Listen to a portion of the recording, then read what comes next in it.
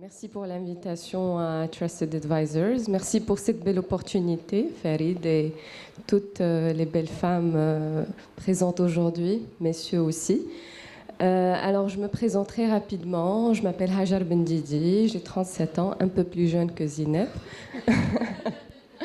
Comme a dit Farid, actuellement, j'occupe le poste de directrice développement lubrifiant. Les lubrifiants, c'est les huiles moteurs, Shell, pour le canal station-service.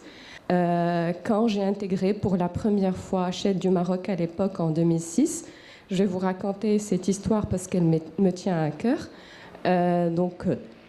J'ai un background business, j'ai fait une école de commerce et un master en France en management de la qualité et de l'environnement. Après, j'ai fait un stage de fin d'études à Shell France. Et logiquement, automatiquement, j'atterris à Shell du Maroc à l'époque, dans le département hygiène, santé, sécurité, environnement. Donc, à ma grande surprise, fraîchement, 23 ans, je ne trouve pas beaucoup de qualité qui est mon background académique, etc. Je me retrouve dans un département qui est axé sur la sécurité au vu de tous les risques qu'on peut manipuler dans un secteur d'hydrocarbures. Tous les jours... J'étais complètement paumée parce que je me retrouve dans un département assez technique, très complexe pour quelqu'un qui vient d'un background complètement business. Donc c'était très frustrant, très difficile. Je rentrais tous les soirs à la maison, je disais à ma mère, mais qu'est-ce que je fous là? Mais vraiment. Et puis, à un moment, j'ai dit, OK, je vais prendre ce challenge. J'ai pris ce défi de se dire, je vais quand même réussir dans ce métier et pourquoi pas ne pas prouver à tout le monde que je peux, par la force des choses, devenir ingénieur maison et exceller dans ce travail qui était à dominance aussi masculine, il ne faut pas l'oublier. Donc sur les chantiers de construction de stations-service, quand je partais pour faire des contrôles, des audits sécurité ou dans les installations de dépôt des hydrocarbures, vous pouvez imaginer le monde masculin qu'il était, très, très dur, etc., fraîche à 23 ans, donc tu fais tâche tout de suite. Donc c'était assez challenging. Donc moi, quand je reviens à cette expérience, et je l'ai vraiment revécu hier en vraiment un flashback, j'ai essayé de voir quels étaient pour moi les facteurs de succès qui m'ont permis de réussir tout de suite.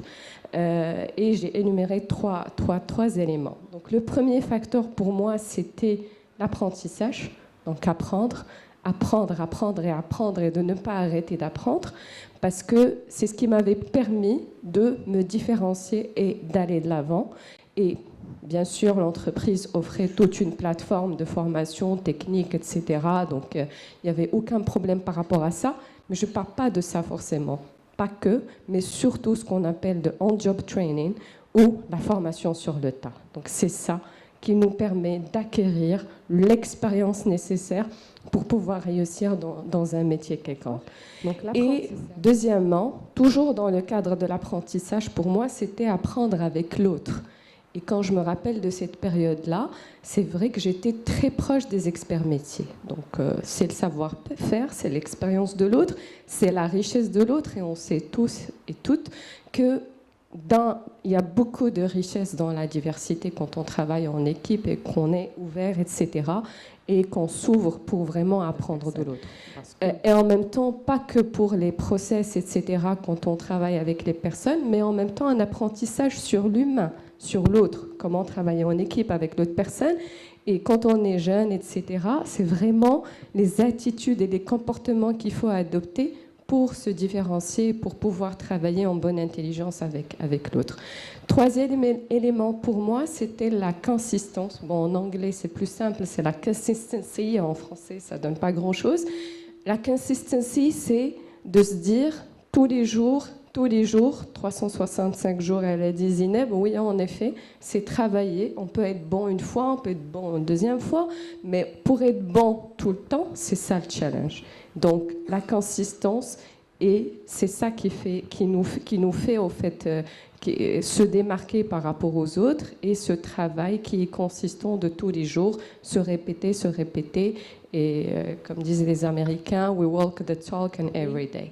Faire ce qu'on dit aux autres, et c'était pas facile à 23 ans. Je peux vous le dire que on peut être anticonformiste, mais on est obligé d'être quand même l'exemple pour que les autres peuvent nous suivre.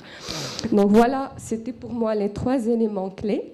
Dire qu'au final, cette expérience, moi je la résume en un mot, c'est de ne pas avoir peur de sortir de sa zone de confort. Parce que quand on sort de notre zone de confort, c'est là où on se découvre le plus, c'est là où on est squeezé, challengé nous-mêmes, et c'est là où on va découvrir les meilleures versions de nous et de full potential qu'on a à l'intérieur de nous.